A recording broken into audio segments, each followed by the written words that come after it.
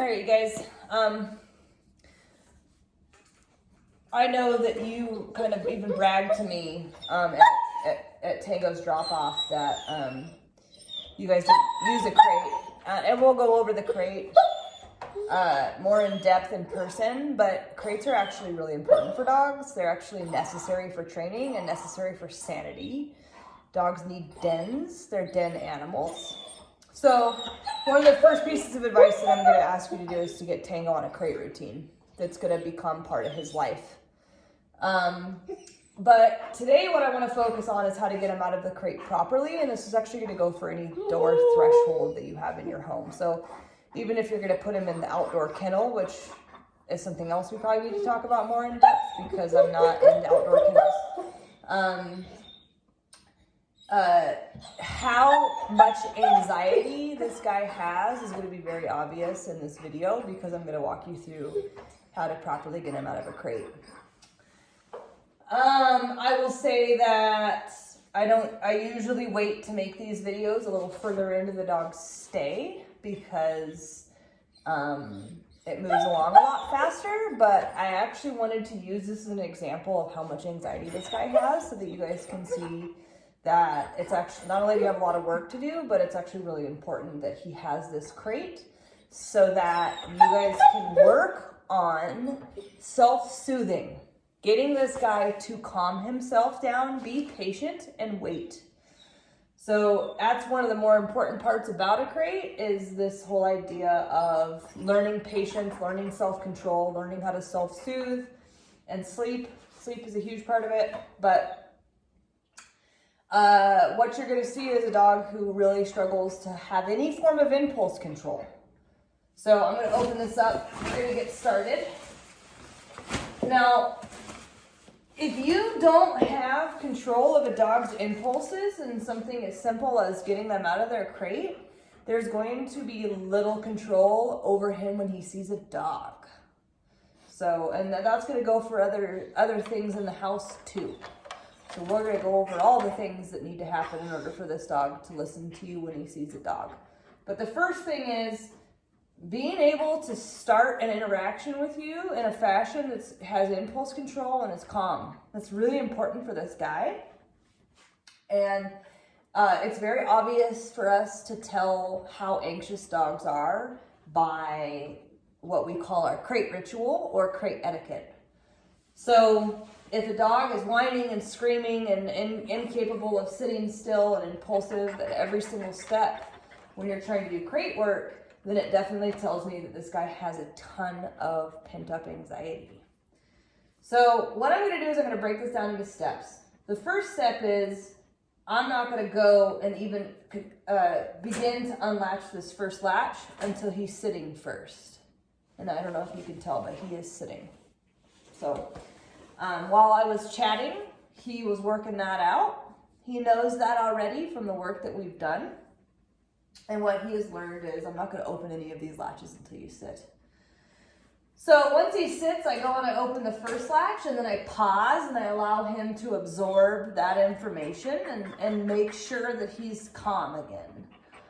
When just yesterday, the first latch would send him into a frenzy because he wanted to push his way out of the crate. He couldn't wait anymore. He was full of impulses. So this is huge progress already. And then so once I pause and make sure that he's calm and composed, I'm going to go to the second latch and I'm going to unlock that. And Mr. Tango is showing off right now because he's never done this well. So, and then when I do that second latch, I'm going to pause again and make sure he's calm. And then I'm going to open the door and you see, there we go. Now I'm going to close this second latch again. So right when I opened the door, I didn't actually give him permission to come out of his crate. That was something that he decided that he was going to go ahead and take that initiative himself. And what I need him to understand before he goes home is that you have to wait for permission before you get out of your crate, and the only way you're going to get out is if you're calm and relaxed. This sets the tone for our interaction. So I'm going to go and unlatch that second latch again now that he's sat down and is calm. And then I'm going to open the door and see what he does. Can you stay and sit? And I'm going to challenge him a little harder than I normally do this video because he is doing a lot better than I was expecting him to do. This is the best he's done so far. And so I'm going to challenge him a little bit more because I want to make a little bit longer video for you guys. Whining. Whining is anxiety. That's all it means.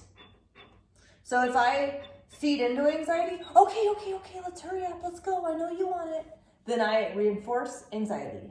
I am telling him if he wants something, all he has to do is be anxious and impulsive and wild and he will get it. If I recognize that this is anxiety and I say, okay, I understand you're anxious, but I don't really want you to be anxious anymore because the anxiety is bleeding into your leash reactivity. So what I really want you to understand is that when you're calm and relaxed is when you'll get what you want. I want you to get out of your crate too, but I'm not going to reinforce anxiety. So I'm going to sit here and I'm going to wait and I'm going to reinforce calm. Now, one of the things I didn't discuss a second ago is I relatched the second latch. When he tried to bust out the door, I shut the door and I shut that second latch. And that's my way of kind of telling him, I'm actually going to move backwards if you move forward when you're not supposed to. There we go, there's anxiety. This is all anxiety. And a lot of people feel bad for this, and I completely understand because it's ugly. And there's a tendency to think that this guy is like not getting his needs fulfilled by letting him work through this. But I actually see this as a dog who, if he doesn't overcome this level of anxiety and learn to be patient, learn to have impulse, learn to wait for permission, and learn to calm down, especially that. Learn to calm down, that we're never going to be able to fix the root of his problem, which the root of his problem that's creating a lot of this belligerence on the leash is anxiety. So we need to address it everywhere in his life. It's like getting to the root of the problem. So forward movement is actually a reward. So dogs, whenever you're moving forward, like when you're walking him and you move forward while he's pulling, that's a reinforcer to pull because you're continuing to move forward with him. So anytime you disagree with behavior, if you keep moving forward, you've agreed with it. And that might seem confusing, but it actually doesn't matter what you're doing. If you move forward, you reinforce behavior. So if it's good or bad behavior and you move forward, you're reinforcing it. Now that might be hard to conceptualize, but if we break it down into this crate, if I move forward while he's howling and barking and bossing me around, because it's part of what he's doing, that right there is bossy. Look, he even head tilted. Hey, how does she know what I was saying? Oh, look at him.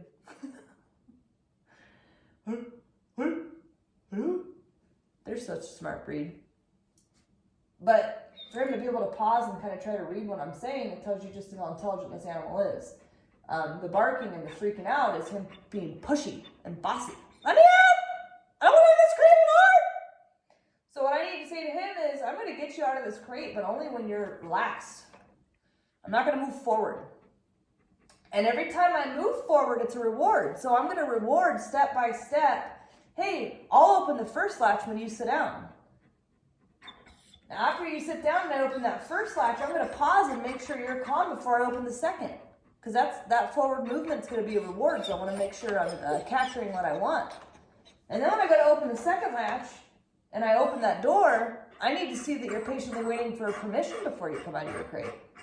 So that forward motion is really almost like giving a treat or affection in terms of reinforcement.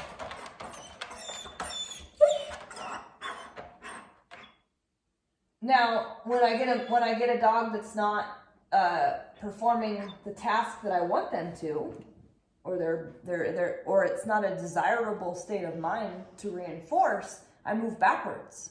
And that is actually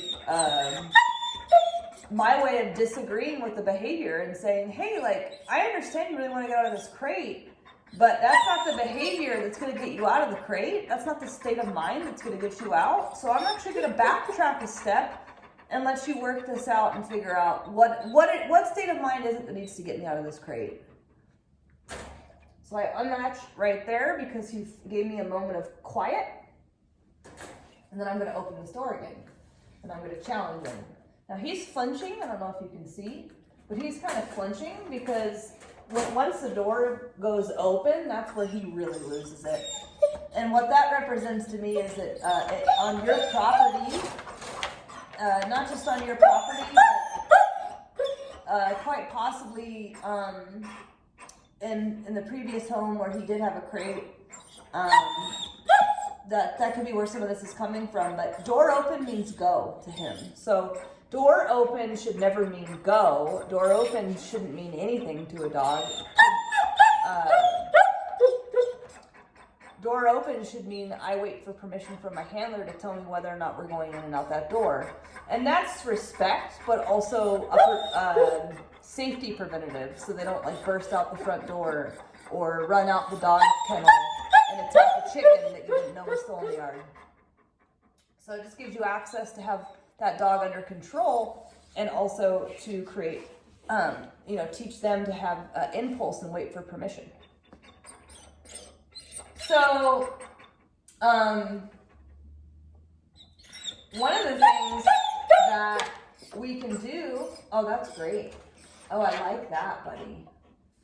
I'm definitely doing it. Now see, I move forward to unlatch and he gets up out of the down. I gotta stop. I can't reward that behavior because he's already anticipating going out the door. No. Buddy, if you just lay down and stay there and wait for permission, you're gonna get out of this crate right away. And it's going to take him some time, but it will only be a matter of days before this dog is going to stop doing all of these things when I get to his crate threshold. And he's just going to relax and wait.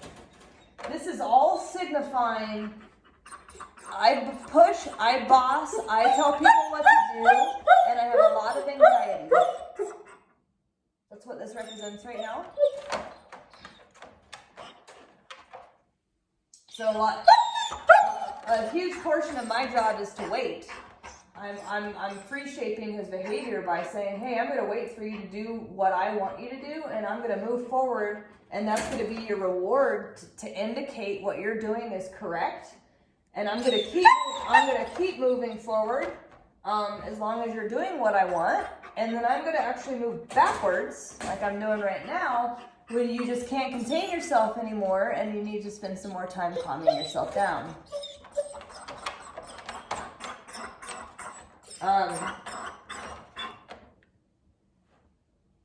I actually find this more beneficial than physical movement, which we have a interesting situation on our hands because this dog needs physical movement very badly for his condition. But physical movement is not going to fix this. And it won't fix your leash reactivity either. And we're not going to drain this dog's energy physically. What he actually is lacking in his brain is the ability to calm himself down. He has no ability to calm himself down. And if you're seeing moments of calm, it probably has to do with the fact that he hasn't slept all day, or the fetch that you've been playing with him that gets him all jacked up. Those are probably more of the reasons why he actually ends up sleeping. But that doesn't necessarily mean that he knows how to calm himself down.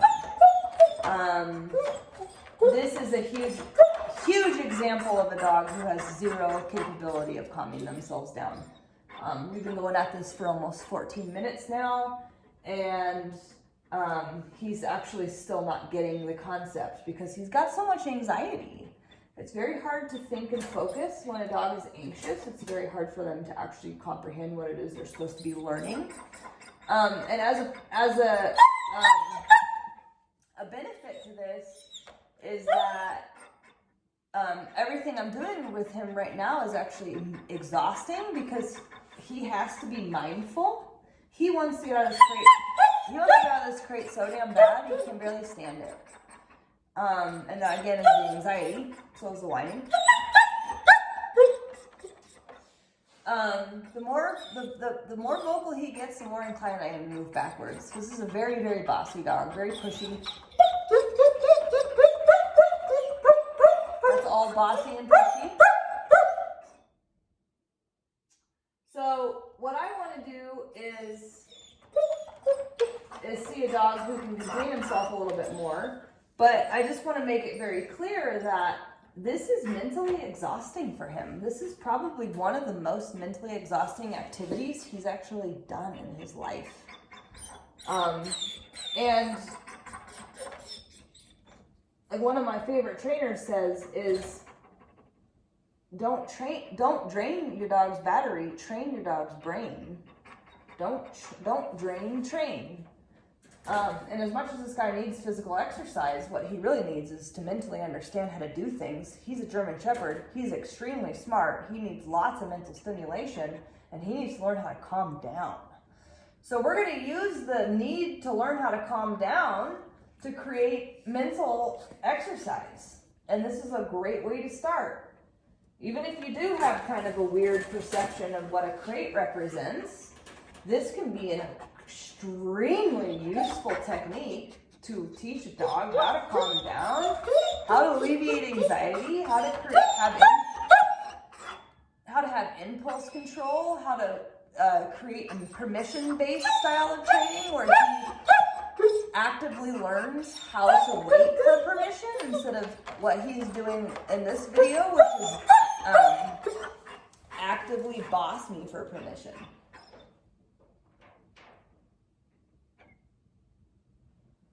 And if this is hard for you guys to watch, I completely understand. Most clients really struggle seeing their dog like this. But this is like, there's no getting better if you don't have some level of stress in the process. Like, even if we go on a physical diet, we're gonna have some level of stress in that process because our body's not used to the new diet. So this is actually necessary in order for his rehabilitation. Now I got the door open, and I like what I see. I like everything I see, so I'm going to go ahead and invite him out. Let's go. Good boy. Now I bring him out on a leash, and that's definitely what I'm going to encourage you guys to do for a long time. And the reason why is because he is wild. He's a wild banshee. So put this right here. He's super hyperactive, and he's super anxious, so when he comes out of his crate, he wants to just tear around. This is probably what I would envision is happening on your property is that he doesn't have to wait to come out of his dog run or out of the house to go into the backyard, and then he runs around the yard like a bat out of hell. And a lot of people think, oh, well, that's a whole other concept I don't have time to go over in this video, but that's not healthy for him, his state of mind, his anxiety, his adrenaline, his body. And lots of other things. So when he comes out of his crate, I'm going to ask that you guys put a leash on him and really, like, you notice how much calmer he is already just from me not allowing him to run around my garage like a crazy animal. There is so much you can accomplish from blocking belligerent behavior and waiting for the calm. And that's exactly what's happening right now. I'm literally just blocking his innate desire to pace and become frantic and to run around and to kind of blow off that steam. And I'm instead teaching him, hey, you don't actually have to act that way in order to calm yourself down. You can mentally do it while you're still. And there's so much benefit in that that's going to extend far beyond just the basics and into the leash reactivity. So that's my crate etiquette video. We've got a long ways to go with this guy. He's got a ton of anxiety, but I definitely wanted you to see it and to prepare you for what this is going to be much more mild when he comes home, but I wanted to prepare you for it so that you had the same level of expectation for him, and that way he can maintain success at home. All right, thanks guys.